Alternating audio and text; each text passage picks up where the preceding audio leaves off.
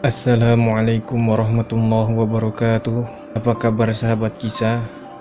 Semoga sahabat kisah selalu diberi kebahagiaan dan dilimpahkan rezekinya oleh Allah Subhanahu wa Ta'ala. Amin ya Allah ya Rabbal Alamin.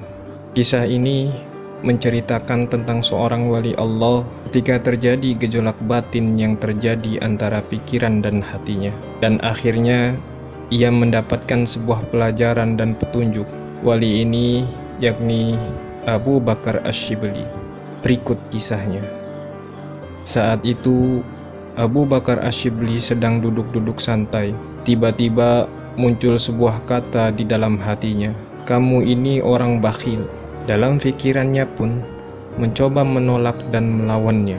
Ia berusaha meyakinkan dirinya sendiri bahwa dirinya bukanlah orang yang pelit, tapi tetap saja hatinya terus memberitahunya bahwa dia adalah orang yang sangat pelit. Hal ini kemudian membuatnya bertekad bahwa suatu hari jika dia memiliki banyak kekayaan, dia akan memberikannya kepada seseorang yang membutuhkan, yang dia temui untuk pertama kalinya di hari itu. Sampai suatu hari, seorang teman mendatanginya dengan membawa uang 50 dinar, suatu jumlah yang cukup banyak. Gunakan uang ini untuk memenuhi kebutuhan kamu. Temannya berkata kepada Asy-Syibli menawarkan bantuan. Sesuai dengan niat awalnya, yang dia butuhkan saat itu adalah memberi orang miskin. Tidak lama kemudian, dia keluar dari rumahnya untuk mencari orang yang membutuhkan, yang mau menerima uang darinya.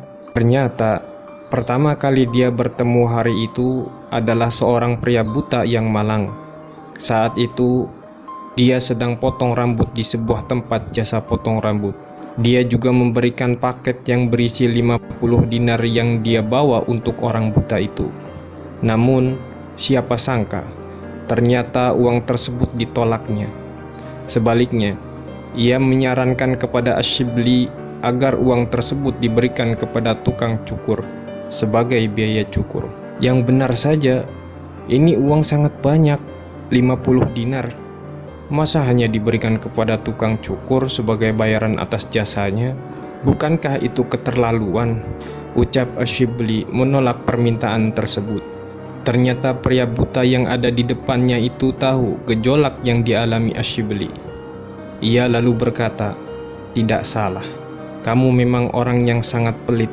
Perkataan tersebut akhirnya membuat Asy-Syibli bersedia memberikan uang tersebut kepada tukang cukur tersebut. Tukang cukur pun juga menolak.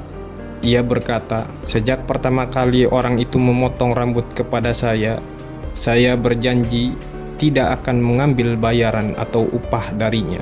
Karena tidak ada yang mau menerimanya, Asy-Syibli akhirnya melemparkan uang tersebut ke Dajlah, sungai Tigri Irak.